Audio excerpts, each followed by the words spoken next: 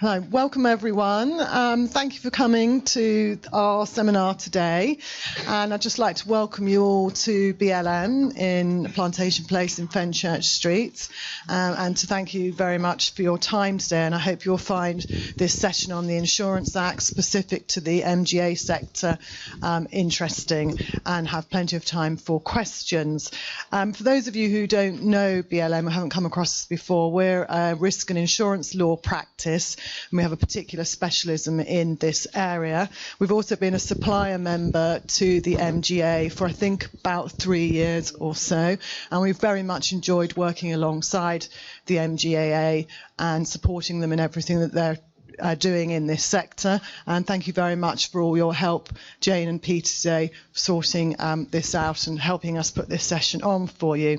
So I'm not really going to go any further than that, because I'm going to hand over to Peter, who's going to chair the event, and I know that Peter Stadden is known to all of you. Thank you very much, Jeanette, and on behalf of the MGAA, welcome to this session. I'm quite pleased actually, because this has been very heavily overbooked, so we were going to run another one later on today. We have actually a very eminent panel today. We've got Terry Ranulph and David Herzl, and I'll come to them in a minute if I may. What we'll do today is we'll ask Terry to stand up and run through the questions that we posed to your good selves and the answers which you've actually come back with. And some of those answers are very interesting reading, and Terry will go through those as we come on. We'll then hand over to David Herzl. Many of you may remember David, he's the Law Commissioner, so when this goes wrong, it's his fault. David's in a brilliant position to actually explain how this was put forward, and he'll run through that in some detail for us, and that's a great opportunity for us to raise some questions where we think. I'm also quite pleased to see, if I can see where you are, one of the colleagues who is an expert on the broking side. He's hiding at the back. Thank you very much indeed. I'll come to you if I may. Remember, of course, brokers are primarily our client base, so if there is a particular broker question, we can actually get an answer from the back of the room, so that's quite pleasing. Obviously, there are a huge number of questions that have been raised both in the survey and also after, and the guys at BLM have put together an FAQ of some 75 odd questions, and you'll be able to access that, and we'll send you the appropriate links after this session. So enough from me. We'll have a panel debate after. But first of all, I'm going to hand over to Terry Ranulph to actually go through the survey and explain to us how this was put together, and also look at some of the questions. Yeah, thank you very much, Peter. With the survey, I mean, I can't pretend it's especially scientific in the responses. I mean, sort of we might do slightly better than Gallup did for the general election, but nevertheless, you know, sort of it is entirely anonymous. So I don't know who's responded. You know, sort of it could be 23 people from one organisation rather than the 68 organisations. But nevertheless, we thought it would be useful to give you some sort of idea of sort of the general direction of travel of the you know, the delegated authority sector. You know, sort of we inevitably have our own views about the Act and how it's going to impact on brokers, underwriters, and you know, sort of, and the MGA sector, and so on and so forth. But I think that the main concern that sort of David and I would have for this sector is almost in sort of definition, delegated authority underwriting. You know, sort of it's about how the supply chain extends. You know, it's a concern for the FCA that is common not just across underwriting, but you know, we saw the most recent thematic review looking at SMEs, where you know, they were concerned about the length of the supply chain and how authority and functions were devolved. And so in looking at just a quick series of eight questions, we had a chat with Peter as well. We sort of tried to raise questions that would illustrate that as an area of concern. So I'll very quickly just go through the responses. We are going to send you these slides, and with each slide there's a little table which shows you exactly how many people responded and the proportions. As I say, it's not especially scientific in any way, but interesting. So here we are, 68 answered. If you're down here, that's probably about one person. Other weren't quite sure what they were. Perhaps that was me, I don't know. But I'm certainly not a capacity provider, TPA, broker or MGA. But you'll see that so the vast majority of responses were from MGAs. And we have a sort of pretty general concern about, are people discussing the changes that are going to follow on from the introduction of the Insurance Act just generally, and that's not just this sector.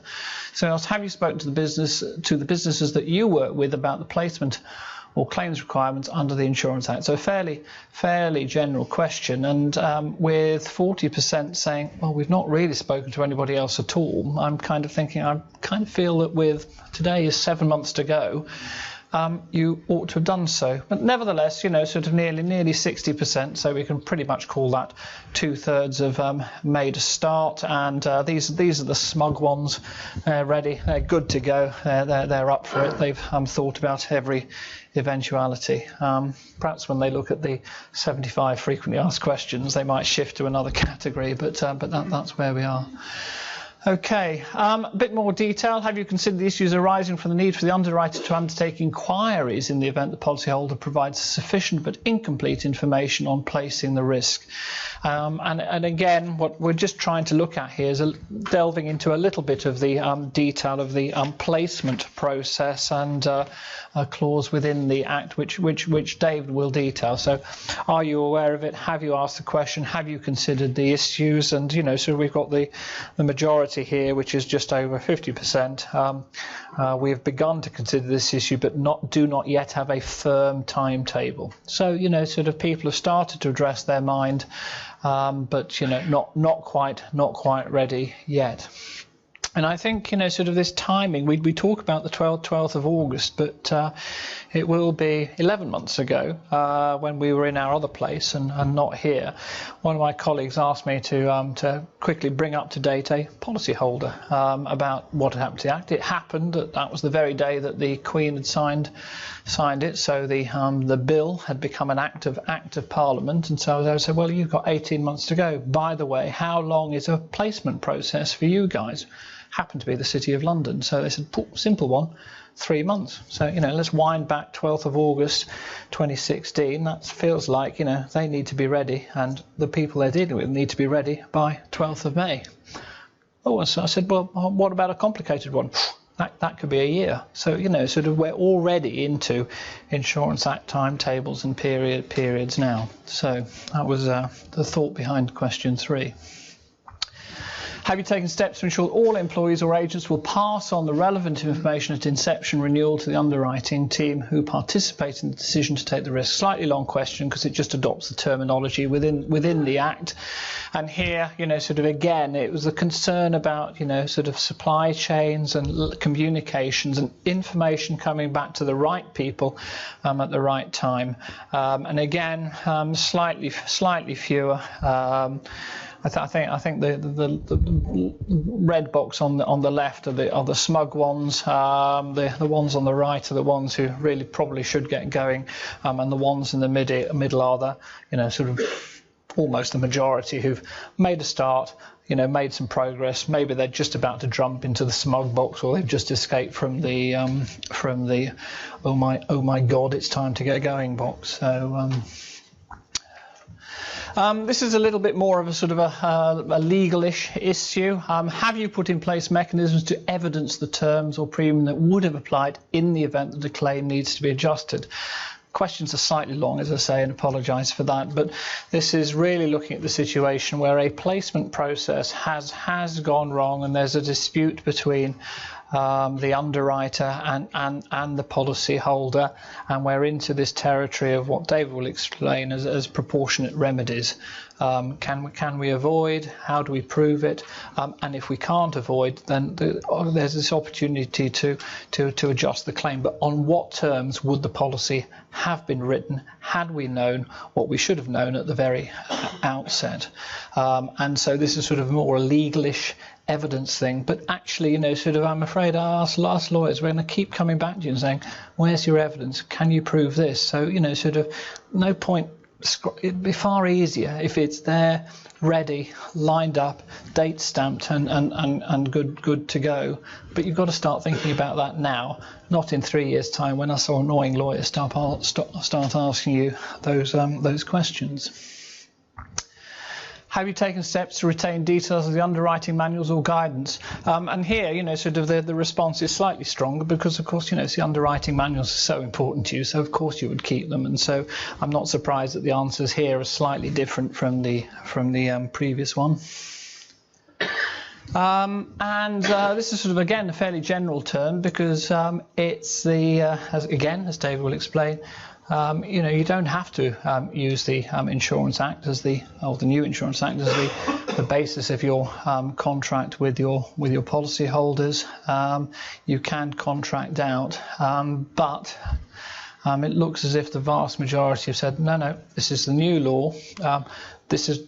We are going to contract on that basis with that Insurance Act underlying it. And there's a few who have considered contracting out and concluding that you will do so, but not quite ready yet. And nobody is yet good to go, of those who responded, of course. And that was it, really. So just a whistle-stop intro, get a few thoughts flowing, ask a few questions, which I hope have been helpful to you. And David is now going to develop some of those thoughts and concentrate on some of the detail, and I'll put my microphone on mute. Thank you very much. All right, well, good afternoon, everybody. Thank you for that kind introduction earlier on, Peter. I would say in response to that, actually, that this whole project was enormously based on market consultation. It took 8 years to do, and I spent God knows how much of that time in meetings with different representatives of the insurance market, one of whom was the MGAA. So you only have yourselves to blame if you don't like what you see. It's great to see so many of you here today, and particularly as we've got a second session running after this, because as Terry was alluding, a lot of the changes here are bringing insurance law into the 21st century, and the 21st century is very much based on processes, systems and IT, none of which was envisaged, of course, back in the 19th century when the original law was put together. So those things take quite a while to change. You've got to change an IT process, if you've got to change a system of reporting, if you have to change those sort of topics, it takes a little while to do, and it takes a while for it all to bed in.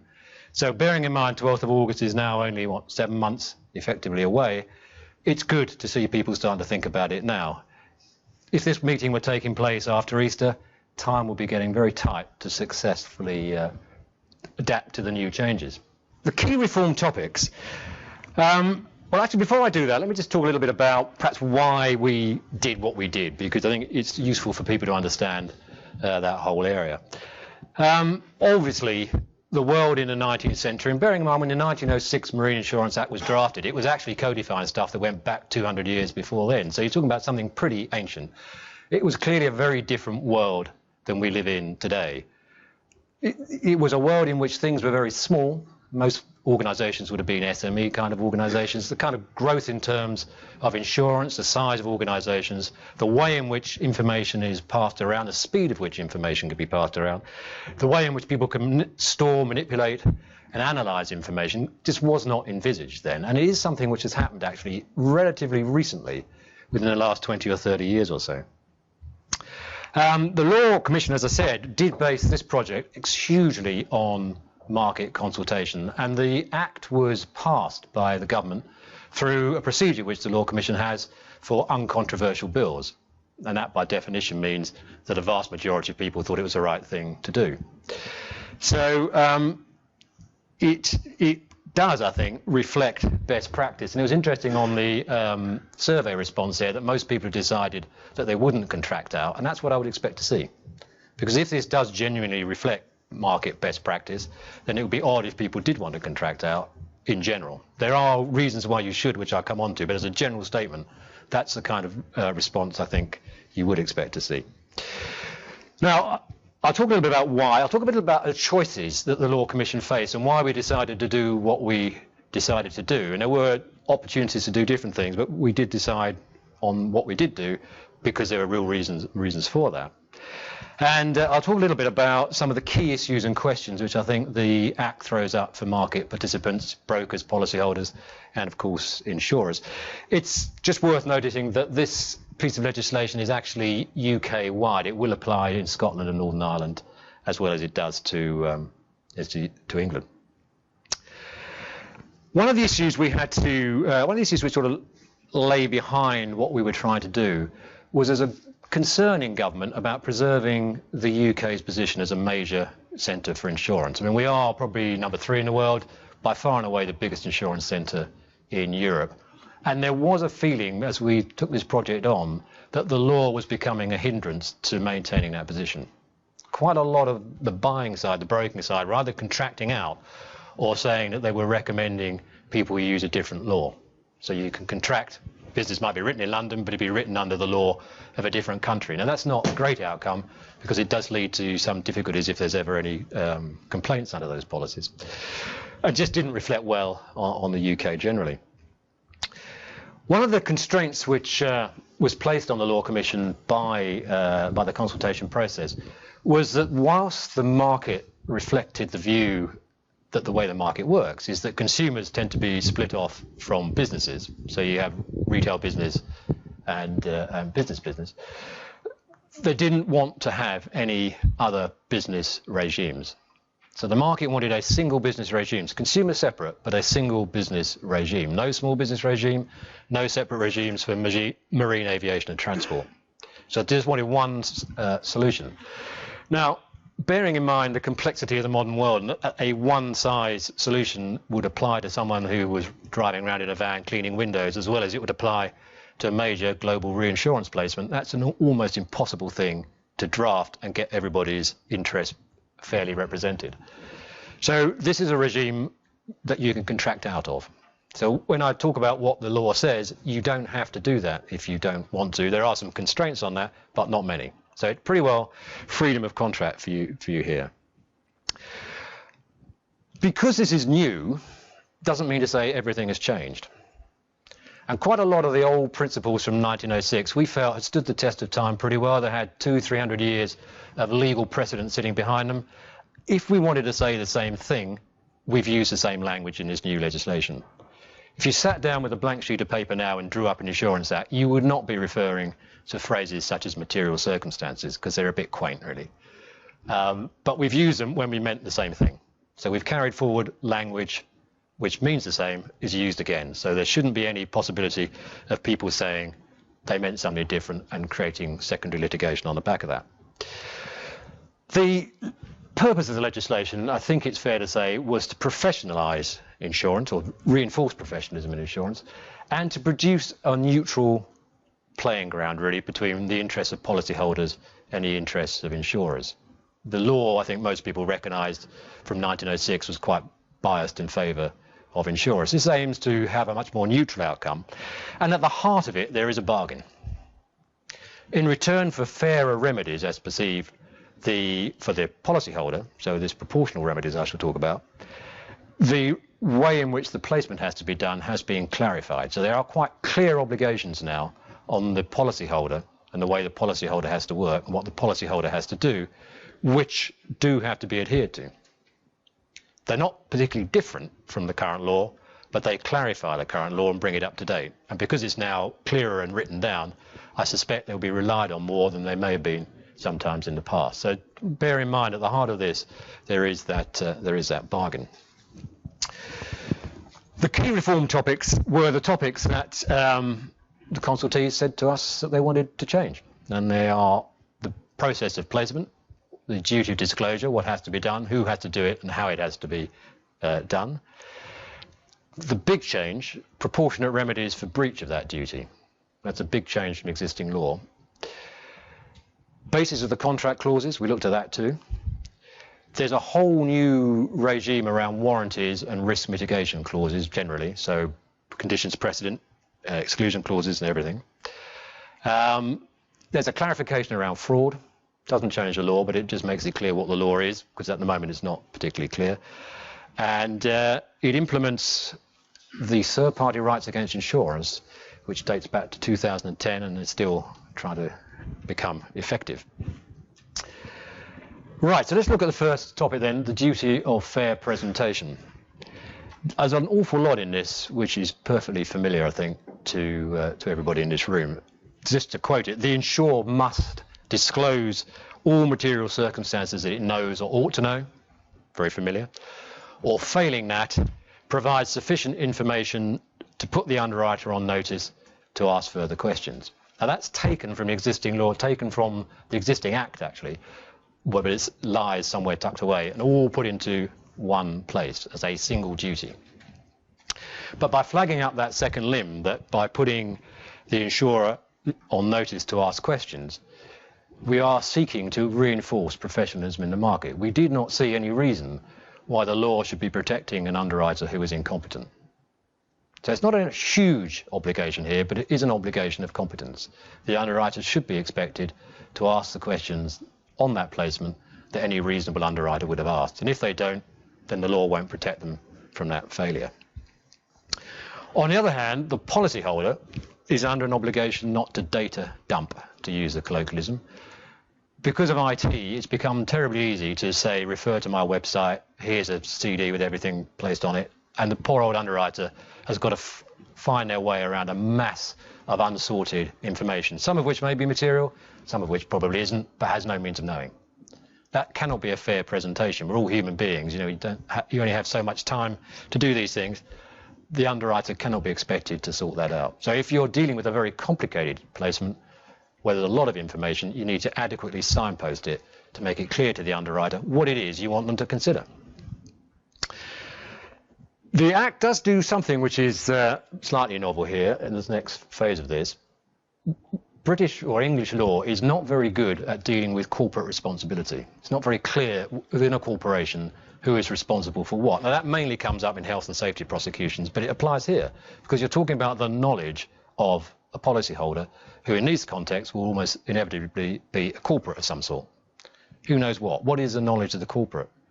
It's easy enough if it's a sole trader, but if you're looking at a global business, who knows what within that organisation? It can't be the knowledge of everybody there because there might be thousands of them. So you have to give some kind of clarity as to whose knowledge counts for the purposes of the placement.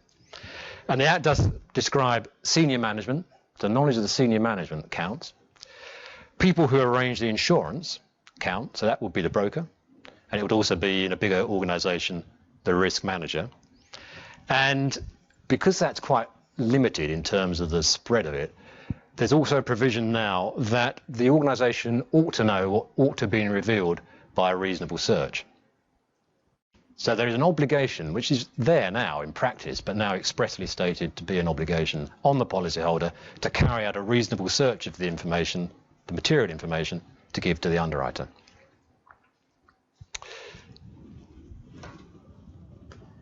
And I think in terms of some of the discussions we've had following the Act being passed, that is an area that policyholders are concerned about because quite a surprising number of them do not make an adequate search for information. So a lot of placements are actually written on information which is really quite poor. The second limb of the duty of presentation looks at what the insurers part of that is, because the insurer's knowledge under the current law counts, and it counts under this too. So the insurer does not have to disclose a circumstance if the insurer knows it, or an insurer ought to know it, or is presumed to know it. Now what that means is the insurer knows what is known to its underwriters, because if the underwriter knows it, then the underwriter clearly knows it.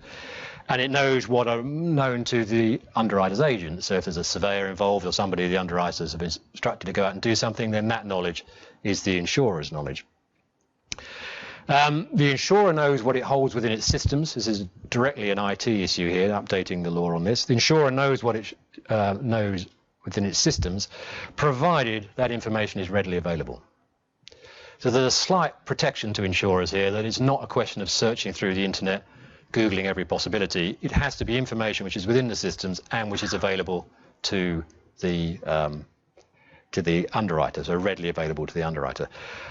As a comment on that, I think it's worth saying that the courts have been quite kind to insurers generally on the question of IT and legacy systems and information being available. The decisions are 90s decisions. If those decisions were heard now, I suspect they would be less kind, because IT is generally recognised to be more sophisticated, and readily available may, as time goes on, become a harsher test than it currently might be. Expectations in terms of the ability of IT to deliver are increasing, and the courts in the future will reflect that. So you just need to bear in mind, in terms of running systems, that they need to develop. You can't just freeze them at a point in time. The insurer is also deemed to know what is common knowledge, because that's the current law. And it's also presumed to know what an underwriter writing that class of business ought to know. So again, this is another professionalism point. If you're writing a class of business, you are deemed to know what somebody who's reasonably competent in that class of business would know. The policyholder doesn't have to teach you to suck eggs, as it were. It's a direct piece of legislation against naive capacity. If you write something where you haven't got a clue what you're doing, you cannot expect the law to protect you. So there is a level of competence being expected there. So finally, I think we might have reached insurers' remedies. There we are. The remedies are actually quite simple. And this, as I said at the beginning of this, was actually quite a major change. And it's interesting. It's a major change which the market has generally just accepted. A lot of focus has been on the duty of fair presentation, which is relatively similar to the current law. This area, which is radically different from the current law, people seem to have just accepted it as being really not worthy of a huge amount of comment. But what it does is that it breaks down the different options that are available. To start at the beginning, if a presentation is what is referred to here deliberate and reckless, which essentially means fraud, so if a presentation is intentionally deceitful, then the underwriter can avoid, keep the premium, situation exactly as now. But for all other breaches of the duty of fair presentation, the remedy depends on what the insurer would have done. So if the insurer wouldn't have written the risk had a fair presentation been made, it doesn't have to provide the cover, the policy is discharged. If the insurer would have imposed different terms, then those terms apply. So both of these apply, if the insurer would have charged a higher premium, then the claim is averaged. So that's why the question was asked in the survey about underwriting manuals, can you prove what you would have done? It's going to become quite important as an underwriter to be able to establish what you would have done had you had a fair presentation, because that will drive your remedy. In the market, of course, a lot of policyholders who can do so will have contracted out of the remedy of avoidance as a single remedy already, and it may often be an innocent non-disclosure clause in there. An innocent non-disclosure clause is more favourable to the policyholder than this current law. So in terms of representing policyholders, you need to think about what is in their terms already. Okay, so that's a brief run through the placement. Now, warranties in similar terms, the changes here are quite considerable, and do, I think, have to be borne quite closely in mind in terms of wordings and what might happen. Basis clauses are now abolished, and this is the only part of the legislation you can't contract out of. So if you take a basis clause by which you try to say everything that was told me on placement now becomes a warranty, even if it's to my favour as an underwriter, it doesn't matter, it's all warranted. If that's breached, then the policy is discharged. That means of trying to get round the duty of disclosure it has gone, and you can't contract out of it. So basis clauses are of no effect whatsoever. But warranties, risk mitigation terms, exclusion clauses, all those things can still be used just as they currently are. But if you're using warranties, there are some specific rules. A warranty is no longer a clause which automatically discharges cover. So it becomes a suspensive term. What that means is that if the policyholder warrants that they will do something or not do something, and they are in breach, there is no cover. So no change. But if they remedy that breach, cover reinstates. So the policy isn't automatically discharged, it's just suspended. So that's the first thing. The second thing is that insurers can't rely on those terms or similar kind of things such as conditions precedent if the insured, and it's the burden of proving it's on them, the insured can show that non-compliance would not have increased the risk of the loss that actually occurred in the circumstances in which it occurred. Quite tricky wording that, actually. And there were particular reasons why it ended up like that. The Law Commission actually was proposing something more favourable to insurers than that currently is. But the market wanted something much more causally linked than we were proposing.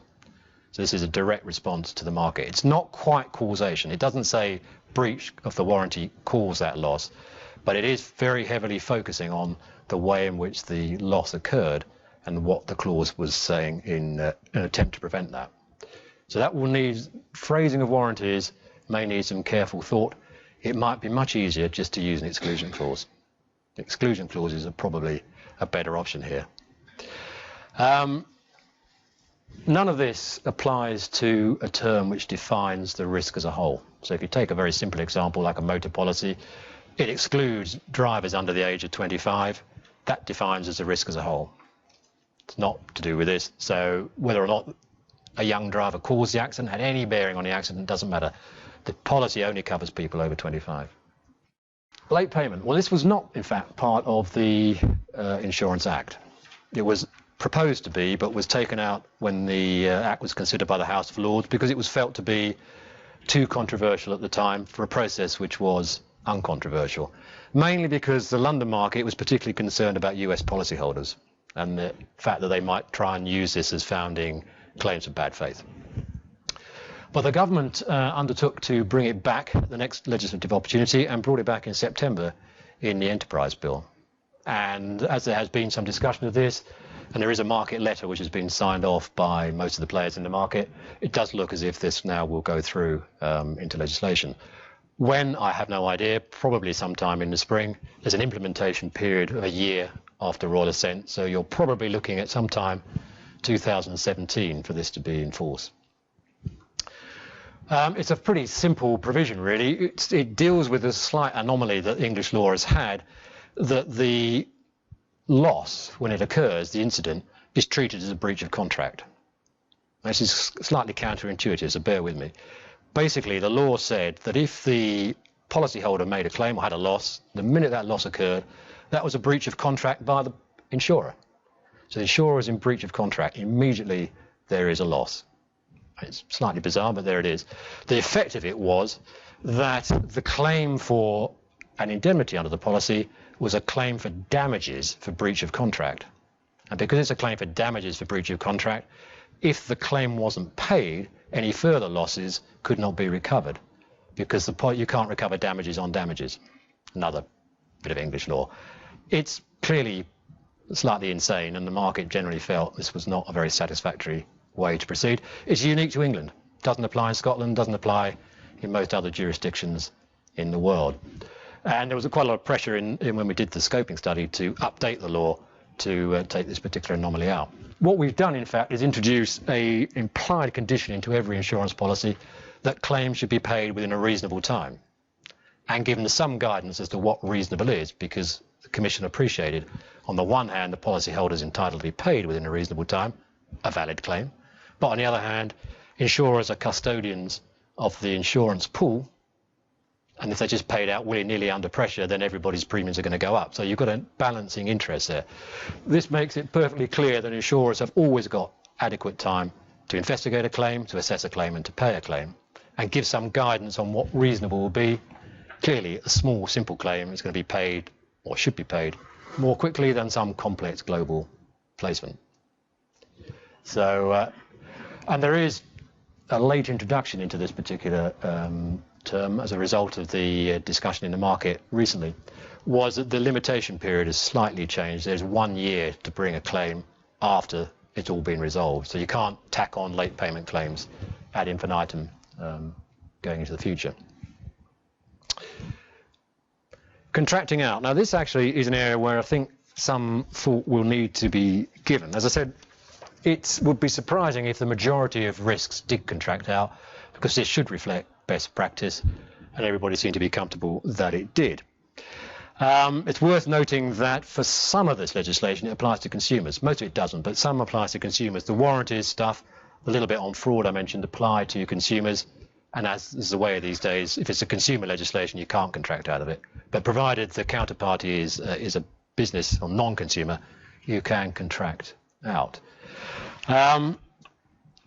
You can contract out on any basis you wish. There's absolutely no restraint. But if the term places the policyholder in a worse position than this legislation would do, then you have to do two things as an insurer. You have to tell the policyholder that you're contracting out, and you have to tell them what it is you're contracting into. The first one is because we're talking about going from one-man bands to sophisticated purchases. If you're dealing with someone who's buying direct online, for example, you're going to have to make it pretty clear that you're contracting out, because they wouldn't be expected to know that. If you're dealing with people who are much more knowledgeable, advised by a broker, it's a much more sophisticated placement, the degree in which you've got to inform them will be relatively less. You can contract out on standard market terms that everybody knows what they mean. You also have to make sure that you make it clear what it is you're contracting into, because this legislation has repealed a lot of the 1906 Act. So to say we're contracting back to the 1906 Act, well, it's gone. So you've got to say what it is you're contracting back into. So if you want to change the outcome on warranties, you've got to say what you're doing. If you want to change what the remedies are for failure to provide a fair presentation, you have to say what those remedies are. You can't just exclude the 2015 Act. It needs a bit more than that. But subject to those two relatively limited constraints, you can easily contract out, and in some circumstances I think it's appropriate that people do. If it's a situation in which you are very reliant on the information from the policyholder in a way that is not normal, you may wish to specify more clearly what you want, and you may want to specify that the remedy for breach of that would be avoidance, because you're much more in a trust situation than you would normally be. So that needs a bit of thought, really. It's a flexible test, and as I said, much more is required if you're dealing with small players, SMEs, than if you're dealing with the more sophisticated market.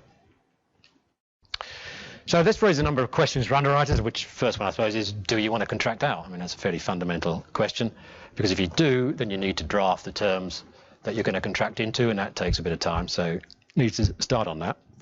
The fair presentation does provide, I think, an opportunity of one of the things the Law Commission was quite keen on, which is to improve the dialogue between the parties. So to improve the dialogue between the policyholder, the broker, the insurer, to agree really what it is you might want to know, because for a lot of fairly standard risks you may not want to know an awful lot, and what you might want to know is going to be relatively standard. There again, you might want some very specific information, and if you can agree all this up front, it saves a lot of arguments down the tracks. So there's a clear incentive really to have those discussions. There is a training obligation here, and it's great to see you all here, but there is a training obligation around that, because A, you want to make sure that the underwriters ask the obvious questions, because if they don't, this won't protect them. And do they at least have the average knowledge of people writing that class of business? The law will not protect naive capacity in the future, so that needs to be done. And then systems. Big thought here about systems. Is information being passed through correctly? Is the underwriter actually able to access the information which the organisation holds about that particular policyholder? Is that being transmitted effectively? Because if it isn't, that's really, in this situation, the underwriter's fault, not the policyholder's fault. They've told the organisation, they're not expected to tell the individual underwriter. And particularly, I suppose, how is the claims liaison with underwriting? If knowledge is in the claims department, doesn't get passed to underwriting, well, that's going to be a problem really for the insurer there.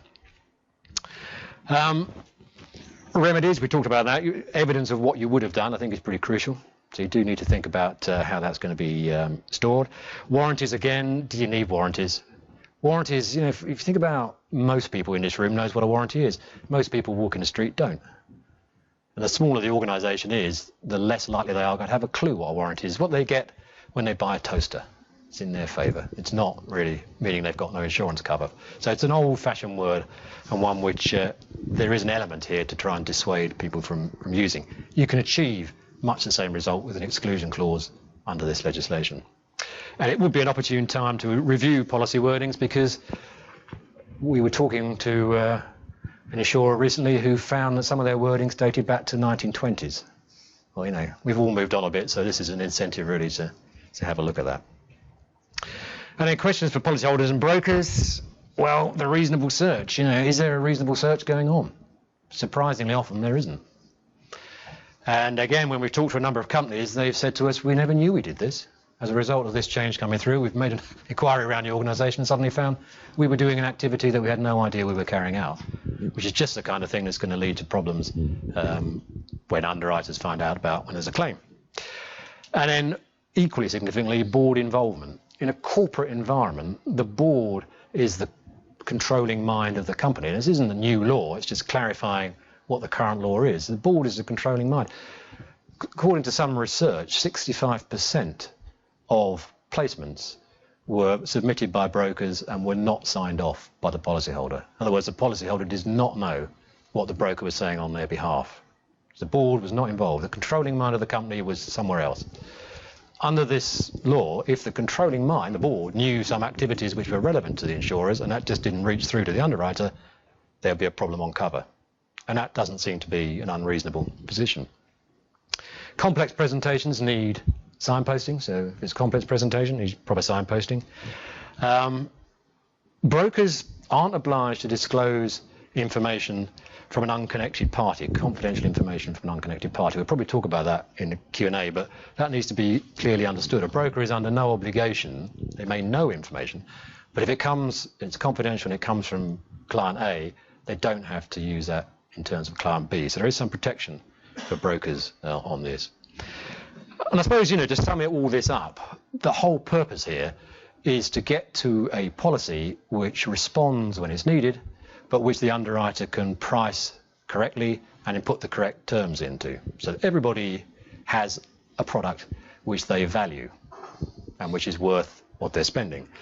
One of the problems, I think, at the moment in the market is that insurance is undervalued as a product, treated as a grudge purchase, and a lot of these processes and systems, which are not really new, just clarifying where they currently are not properly adhered to because people don't value what it is they're buying.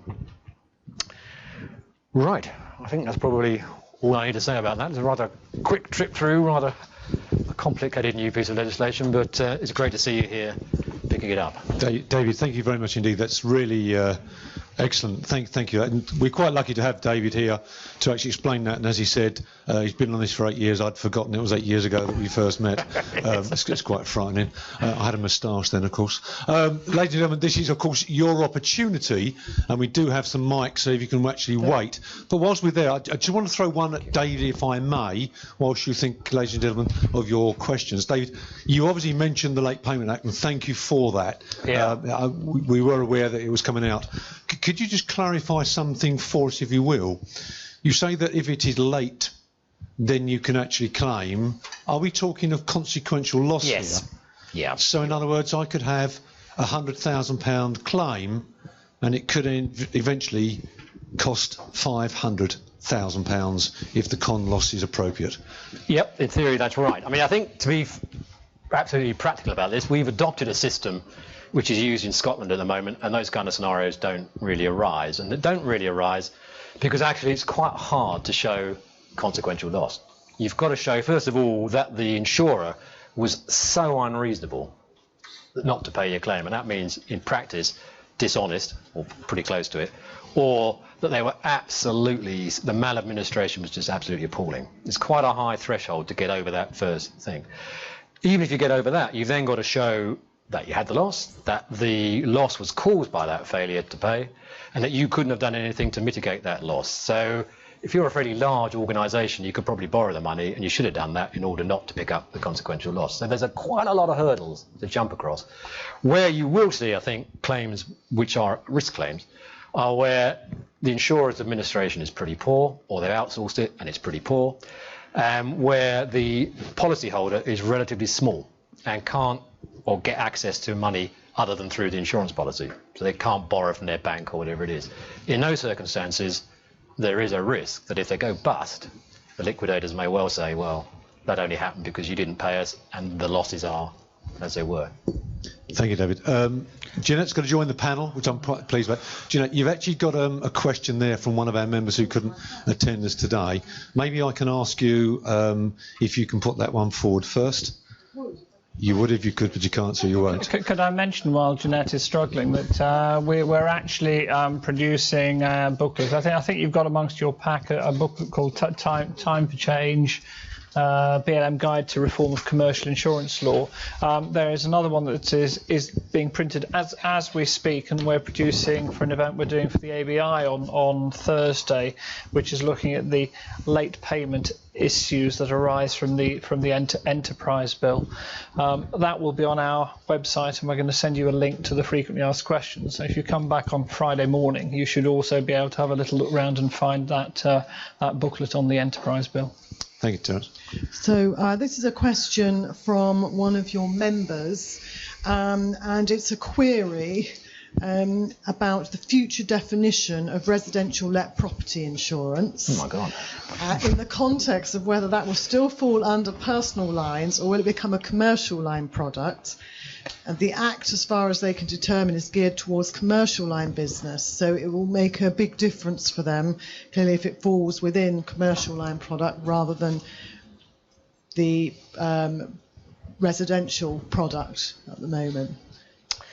Right. Well, the answer is... Do you need 5 minutes?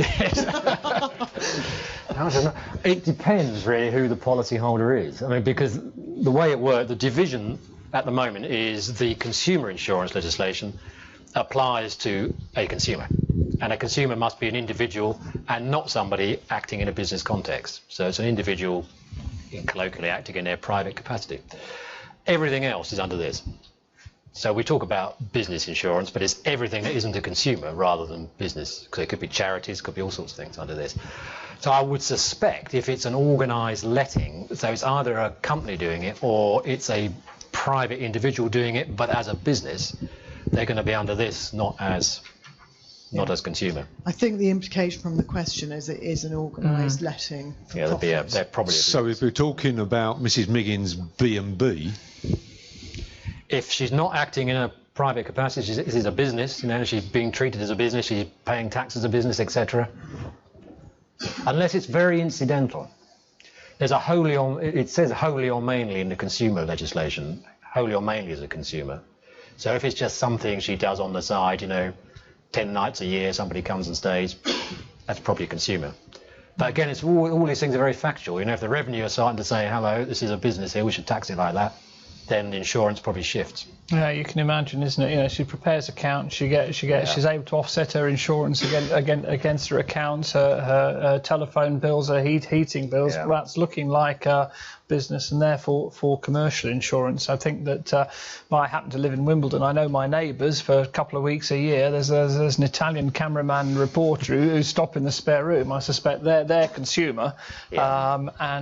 But there's the whole issue of the FOS jurisdiction as well, because actually, even if Mrs. Miggins is a business and has a commercial insurance subject to the Insurance Act, she is still a micro business and will be off to the FOS looking for a remedy there, where of course late payments and distress and so on and so forth are awards that are already being made regardless of the law.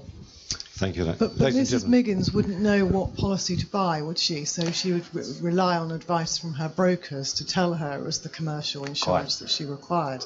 Yes, she would. Thank you. Ladies and gentlemen, your questions. Yes, hang on, please. Thank you, Peter. It's right, David, it won't be too complicated. The late payments is the enterprise bill. Yeah. Is the intention, will that also, you were talking about the problems, the issues with administration and getting bogged down in red tape. One of the big areas is right up front, because obviously an insurer won't make a payment until there's been admission of liability.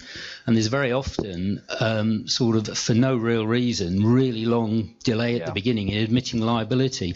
Well, that is the intention. That will all fall under that, and the damages will also apply if they can't justify that delay right up front. Yeah, I mean, you look at the totality, I think, Angus. So if there is a huge delay because for whatever reason they didn't do something that they should have done, I mean, if they should have done it, if they had reasons for not doing it, then that's fine. But if they should have done it and they didn't, and they can't really explain that, and the totality of delay causes loss, then there would be an exposure there. So there isn't any segmenting of the period as such. It's just the total period that has been taken to pay the claim. Yeah. I have two questions, if I may. Is there anything around, so much of the industry now rely on statement of fact as opposed to proposal forms. Is there going to be any impact on that? Well, the statement of facts coming from the policyholder has got to be accurate. I mean, the policyholder is providing you incorrect information. I mean, the law on terms of what the policyholder actually provides in response to a question hasn't really changed by this. But any information which the policyholder provides you has got to be accurate. Clearly, that hasn't really changed. And if they know things and they don't tell you, because there might not be a question on that, they still have this residual duty to volunteer information. The duty of disclosure hasn't changed. Okay. So I think the statement of facts, great, but it isn't from the policyholder's perspective the entirety, if there's material information that they should pass So it's just the fact that they don't sign it and return it in the same way that they would a proposal form. So do you think that might be something that will be looked at as a result of this, or? Well, I think, it's, all these things are slightly practical, aren't they? Because this what I should say about this legislation is it's very principles-based. It sets out, this is what we're trying to achieve, and lets the market sort it out underneath as the best way of doing that, rather than prescribing it. So if a statement of fact comes out, and if that comes from the insurer, drafted, this is what you told us, are you happy with it? And they say nothing, or yes, then that's their presentation, isn't it? Okay. If there's stuff they've left off or they know is wrong, then they're in exactly the same position as if they answered questions. So unchanged, hopefully. Unchanged, yeah. Sorry, if I can just ask, if they've left stuff off, but they didn't know that the insurer would need to know about that, then surely they wouldn't be compromised in that way. Well, that's the difficulty with all this legislation, which we haven't really changed, is that they are expected to know what the underwriter needs to know. That duty of disclosure hasn't really altered. It hasn't gone to a situation where the insurer, in businesses as opposed to consumers, where the insurer has to ask all the questions, and if they don't ask the questions, nothing. Yeah, I don't know. I'm not sure if the FCA would look at it in the same way, just trying to be a bit provocative. If you're looking at an SME customer base, where it's a sole practitioner, or it's just an individual in that buy-to-let scenario, I'm not sure that. Well, although the law says one thing, I'm not sure that if it got to FOS they would look at it in the same way. I agree with you entirely, they wouldn't. Okay. I just wanted to clarify if you agreed. I mean, one of the things that's left over as a kind of unsolved problem with this whole legislation is that because the market didn't want different regimes, there is no small business regime, it's the FOS. Yeah, it's almost like the small businesses have kind of been forgotten here. They're betwixt and between almost, aren't they? Yeah, they're in the FOS. It's a shame they don't have the same definition. Yeah, exactly. So much easier. Well, they're not doing too badly with FOS, are they, really? I mean, so they've got the same protection in future as they have now. I prefer that definition of consumer, actually. I think it's a lot clearer. Well, and not have small businesses going to the FOS? No, have like your micro enterprises, charities, everything under €2 million turnover, whatever it is. Can't remember off the top of my head. 10 staff, I think. I think that's clearer. We did consult on that, and that was not what the market wanted, quite adamantly. They said no. You didn't ask me. Too young. I like you. And one last question was: any idea of financial impact to insurers? Are they worried about this? Will they start to put rates up? Do you think? It's a very good question. We did do an impact assessment when we did the response, and based on what the market said to us. And what they really said to us is, and we're talking the very general market here, not the speciality market. The very general marketplace said to us, well, we do most of this anyway. This is best practice. We're asking to write up best practice, and of course we are best practice. And therefore, it won't make any difference. Now, whether that's right or wrong, only time, I think, will tell. That's what I thought when I saw it in terms of our business. I agree with that. I think, in theory, because claims that are presently avoided, you are entitled, they will be paid. It might be a partial payment, it might be an adjusted payment. The sums being paid out will increase in theory, and therefore, if it's going to be a solvent industry, the premiums will go up. Nobody's going to make any more profit, but you might have a better reputation. Yeah, the only significant thing I think that is different is the remedies in the proportion of the claim payment. That's quite different. Yes, it is. That's the big change in the whole thing. I know, and there are some interesting issues on the claims side when you think that through. I mean, we haven't got time to go into it, but there's quite a lot of kind of mandated payments. So say you make a payment to the DWP, there's a lot of DSS benefits, and actually then the claim is substantially adjusted. The insurer has paid it. It's a compensator. Well, hang on, can you get the money back? Which is, I think one of the things we're saying is in respect to third-party claims, you'd be well advised to look at wordings, because actually, is there a recovery clause in your contract, to get some of that money back from the policyholder, assuming they've got some money? Thank you very much indeed, David. I think we're quite fortunate to have somebody like David of his calibre here to actually do this, because he is the architect at the end of the day. We've opened the floor now for some questions. So while you're thinking about it, David, I've actually got one question, if I may. You mentioned a claim coming in and it's a breach of the insurance contract. And yes, I learnt that many, many years ago. But what worries me is the late payment. Yep. Are we saying that any consequences of a late payment could end up increasing the cost, so that if I have a claim of £100,000, it could actually cost me £500,000? Yeah, I mean, that's the theoretical outcome that could apply. But it'd be very, very unfortunate as an insurer to end up in that position. First of all, to establish liability for late payment, the insurer has got to be pretty bad. You've got to be pretty close to fraudulent or so utterly incompetent that you couldn't really get my sympathy. And even then, the policyholder's got a whole lot of hurdles to climb over. First of all, the policyholder's got to show there was a loss. They've got to show that loss was caused by the late payment. Not easy to do. Then they've got to show that there was nothing they could have done to mitigate that loss by getting in money from other quarters. They couldn't borrow any money. They couldn't do this, that, and the other to try and mitigate that loss. This law has been running in Scotland and most other jurisdictions in a similar form for years, and you don't see massive late payment claims coming in because it's just a difficult thing to do. But where you have got very bad behaviour, if you do have that, then there's no reason why the insurer should be exempt from the consequences of that, because no other business would be. Thanks for that. We actually had an email just before we came here lunchtime from one of our colleagues who wanted to come but they couldn't, and Jeanette's very kindly agreed to actually put that question to the panel. This is a query from an MGAA member. Raised the following query. I have about future definition of residential let property insurance in the context of whether it will still fall under personal lines or will it become a commercial line product. As far as the MGAA in question can determine, the Act seems to be geared towards commercial line business at present. What's your view? That's quite right. I mean, we talk about the consumer legislation and business legislation. That's really a useful way of doing it, but it's not quite technically correct. It's the Consumer Act and everybody else. Okay, so, and there is a definition of consumer, which is somebody who is not acting wholly or mainly as a private person, not acting in any other professional capacity. So if you think of, it's going to be very fact-based, the answer to that. If you've got somebody, we were talking earlier on about running a little B&B, and they have about 10 customers a year and it's just a tiny sideline for them, probably that's still personal lines, because that's just an incidental thing that they do occasionally. If, however, it's starting to turn into a real business, and commercial letting on that kind of basis probably are, where this is something where they're going to be taxed as a business, they're going to be offsetting costs against the cost of running that business. Once you're getting into that sort of territory, you're not really a consumer. You are a business, and you will be treated as such.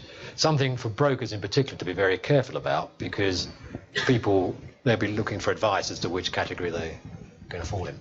I think that's right. You start with CIDRA, where you've got the definition of consumer, and there's no definition of commercial insurance in the Insurance Act. Commercial insurance is non-consumer insurance. Yes. So so what's in CIDRA and everything that's not in CIDRA is commercial insurance. So it covers most commercial. So you would be saying that in most circumstances where there's a proper business being run, even if it's small, this Act will apply and it's commercial.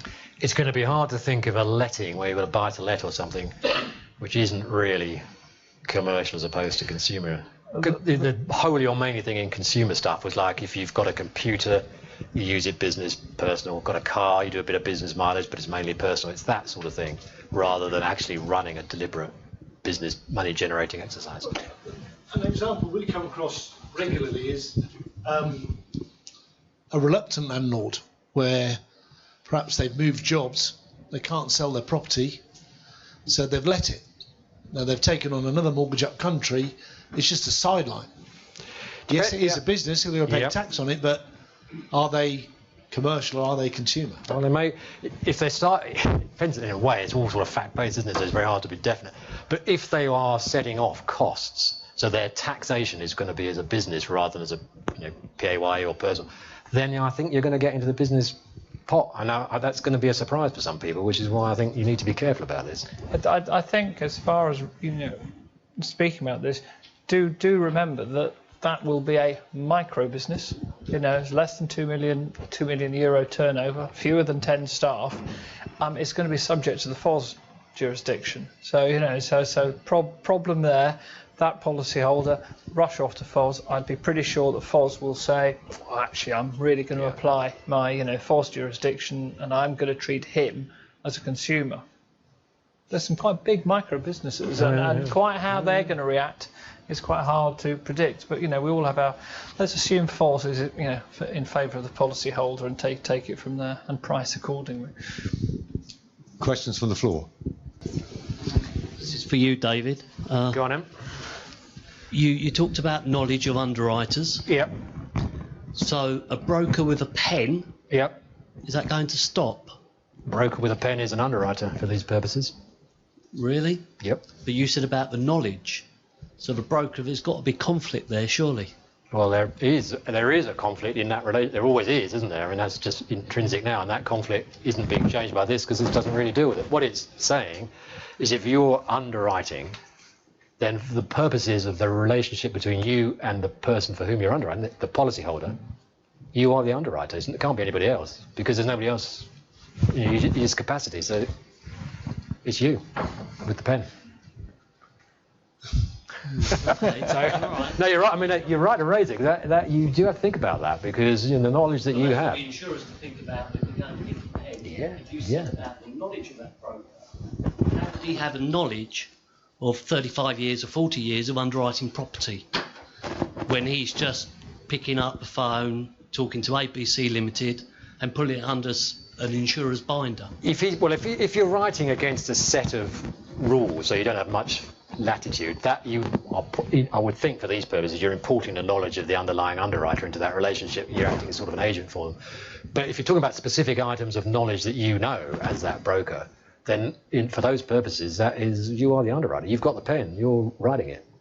You're going to have a row there between policyholder and let's say it's the broker. And the broker says, oh no, sort of we're but actually the policyholder is going to turn around and say, no, you knew about this material circumstance. You can't walk away from this policy because you are the underwriter. You've got to pay for it. Now, if further up the chain you've then got to have a row with the capacity provider, then that is something that it's kind of timely to be thinking of now. So you're saying it's different. Hang on, Charles. Sorry, you're saying it's different than where the broker is holds a limited binding authority on preset rates, preset terms. If they know something about the insured, don't pass it on, then that still is that. No. I was dealing with a question about the 35 years of experience, saying, well, if you wouldn't have that 35 years of experience necessarily in that capacity, but if you're constrained as to what you can do, then that perhaps doesn't matter so much. But if you know something specific about that policyholder, and you are actually writing that risk, then that is the knowledge of the underwriter, isn't it? Because you're writing it. There's another question at the back. Hi there, this is for David as well. You spoke of the importance of reviewing IT systems and altering them. In some instances where there's not a communication line between underwriting and claims, where they're set in, say, different countries or other arrangements, considering it's information that's readily available, surely it would then make it more onerous to put them reporting lines or them communication lines in place. what would be the view of leaving them out to stay within the law and make it less onerous? Well, I don't think the court would be very sympathetic if you deliberately went out to make sure nobody knew anything. It's kind of not a very professional approach to it, is it? I mean, the intention would be, because it's a global world these days, isn't it? I mean, if you've got places in different areas, IT means that information can move between those areas pretty well. Historically, courts have been a bit sympathetic to the difficulties of that. Look, I mean, it's a floating thing. Looking forward, I suspect they're going to be much less sympathetic to it. So they're going to say, well, the policyholder told X insurer whatever the information was, the fact that X is here and Y is over here, a different bit of it, is neither here nor there. That they told the organisation. So. Ladies and gentlemen, I'm sorry, we've actually run out of time. So, David, thank you for that. Terry and Jeanette, thanks very much indeed. I think it's been an excellent one. Thank you very much.